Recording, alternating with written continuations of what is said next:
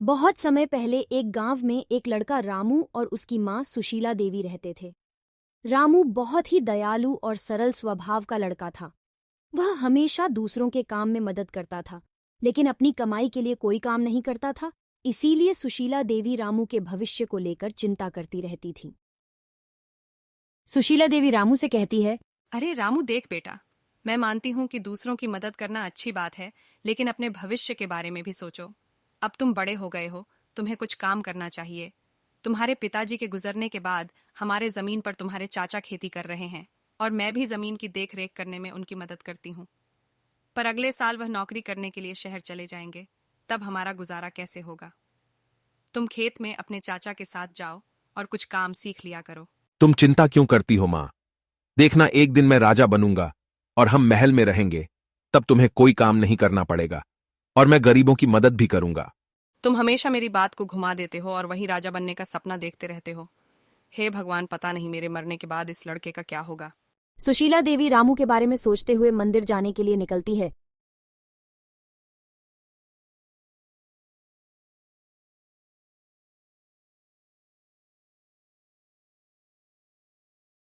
मंदिर पहुंचते हैं ही सामने एक पंडित जी से उनकी मुलाकात होती है। तुम इतनी उदास क्यों दिख रही हो? क्या समस्या है? मैं अपने बेटे रामू को लेकर बहुत चिंतित हूँ। तुम अपनी परेशानी मुझे बता सकती हो? शायद ही मैं इसका कोई हल निकाल सकूं। सुशीला अपनी परेशानी पंडित जी को बताती है। पंडित जी सारी बात सुनकर सुशीला को एक फल देते हैं और बोलते हैं, यह फल रामू बेटे को रात को सोने से पहले खाने के लिए कहना, सभी समस्या का हल हो जाएगा। सुशीला फल को लेती है और खुशी खुशी घर वापस आ जाती है।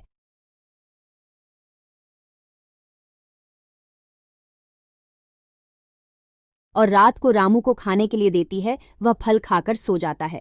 रामू को उसी रात सपना आता है।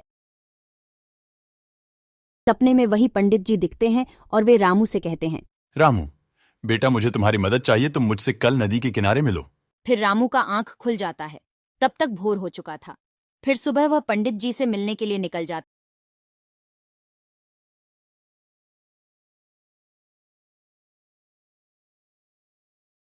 और नदी के किनारे पहुंचते ही उसे पंडित जी मिल जाते हैं। मुझे बरसों से इस दिन का इंतजार था जो आज पूरा हुआ, क्योंकि यह काम सिर्फ तुम ही कर सकते हो और इसी मकसद को पूरा करने के लिए तुम्हारा पुनर्जन्म हुआ है। रामू बेटा, मैं अब जो बात बताने जा रहा हूं उसे तुम ध्यान से सुनो। फिर पंडित जी अपनी सारी बात रामू को बताना शुरू करते हैं। यह बात आज से लगभग 50 साल पुरानी है। तब मैं राज पंडित था। समुद्र के उस पार एक बहुत ही सुंदर राज्य है जो अब काली चुड़ैल के कब्जे में है। वह 50 साल पहले के समय को रोक कर रखी है और राजा सहित समस्त राज्य के लोग अभी भी सो रहे हैं और उनकी उम्र और अवस्था 50 साल पहले जैसा ही है। इस राज्य को काली चुड़ैल की साया से तुम ही मुक्त कर सकते हो। आज तुम्हारा 25वां जन्मदिन है और आज ही उस राज्य को काली चुड़ैल से मुक्त करने का दिन है। लेकिन पंडित जी, यह घटना घटी कैसे और मेरा पुनर्जन्म हुआ क्यों? फिर मैं उस चुड़ैल से राज्य को कैसे बचाऊंगा? मेरे मन में बहुत सारे सवाल आ रहे हैं। कृपया आप मुझे पूरी बात बताइए। तो सुनो, उस समय राज्य में बहुत ही शांति और खुशी से लोग रहते थे। राज्य के महाराज भी अपने प्रजाओं से बहुत प्यार करते थे। अचानक एक दिन राज्य के पास के जंगल में एक चुड़ैल दिखाई देने लगी। वह किसी का भी रूप ले सकती थी। फिर वह रूप बदलकर वहां के बच्चों को माया शक्ति द्वारा जंगल ले जाती थी और उनका खून पी लेती थी। इसी प्रकार राज्य में एक के बाद एक बच्चा खत्म होने लगा। यह खबर महाराज तक पहुंचा तब तक बहुत देर हो चुकी थी, क्योंकि वह चुड़ैल महारानी का रूप लेकर महल में प्रवेश कर चुकी थी। यह बात महाराज को तब पता चला जब महाराज सो रहे थे। तभी चुड़ैल महल से निकलकर अपनी रूप में जंगल की ओर जाने लगी। महाराज को उस रात नींद नहीं आ रहा था, वह बस चुपचाप लेटे हुए थे।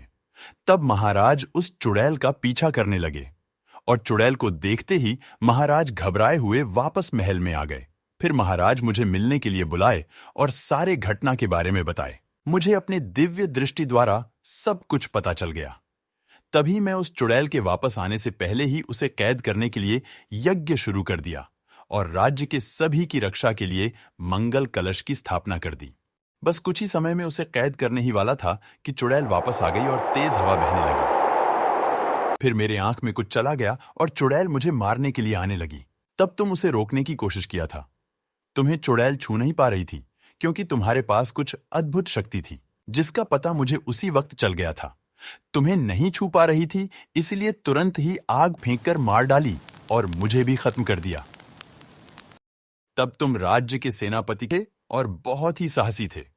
तुम्हें कुछ ही समय में सब कुछ याद आ जाएगा क्योंकि कल तुम्हारे मां के हाथों वह फल मैंने ही भिजवाया था ताकि तुम्हें सब कुछ याद आ जाए। फिर रामू याद करने की कोशिश करता है और वहीं बेहोश होकर गिर जाता है। कुछ समय बाद जब उसे होश आया तो उसे सब कुछ याद आ गया था। हाँ पंडित जी, मुझे सब कुछ याद आ गया। उस रात मुझे नींद नहीं आ रही थी।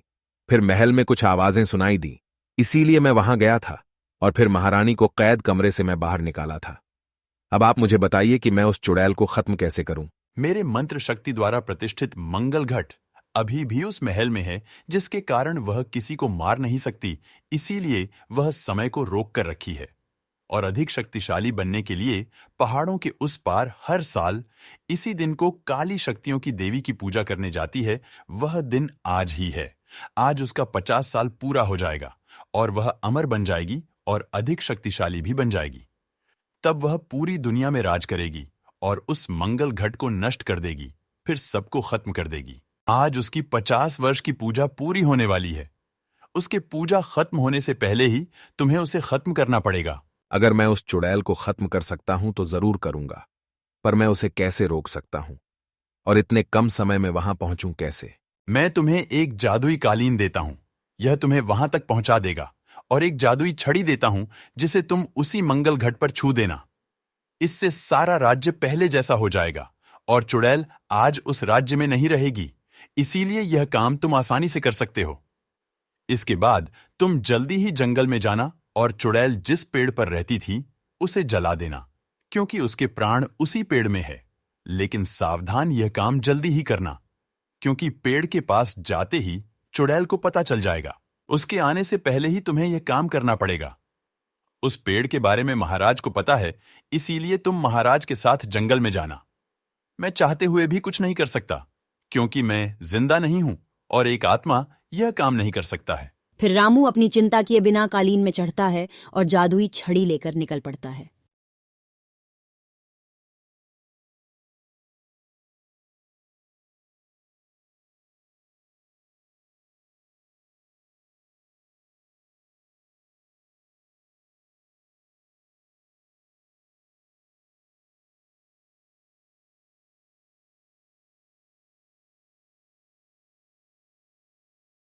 कुछ ही समय में वह उस राज्य में पहुंच जाता है।